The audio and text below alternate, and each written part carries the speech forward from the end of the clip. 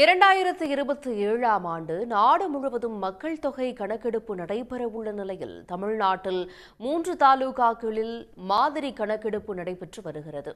இதுகுறித்து விவரிக்கிறது இந்த செய்தி தொகுப்பு. இந்தியாவில் 16வது மக்கள் தொகை கணக்கெடுப்பு பணி 2027ஆம் ஆண்டு நடைபெறவுள்ளது. இதற்கான முதல்கட்ட மாதிரி மக்கள் தொகை கணக்கெடுக்கும் பணியை இந்திய தலைமை பதிவாளர் மற்றும் மக்கள் தொகை கணக்கெடுப்பு ஆணையரகம் தொடங்கியுள்ளது.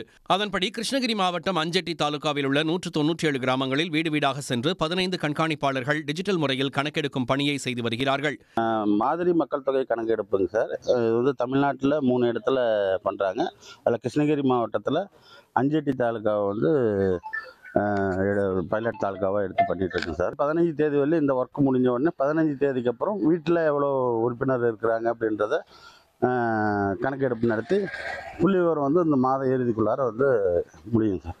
இது ஏன் இந்த இடத்த தேர்ந்தெடுத்திருக்காங்கன்னா, பூரா மலைப்பகுதியும் இருக்குது, ஒரு சில இடத்துல சமதளமாகவும் இருக்குது. அதே நேரத்தில் இங்கே பல்வேறு மொழி பேசக்கூடிய மக்கள் வாழ்றதுனால இந்த இடத்த தேர்ந்தெடுத்திருக்காங்க.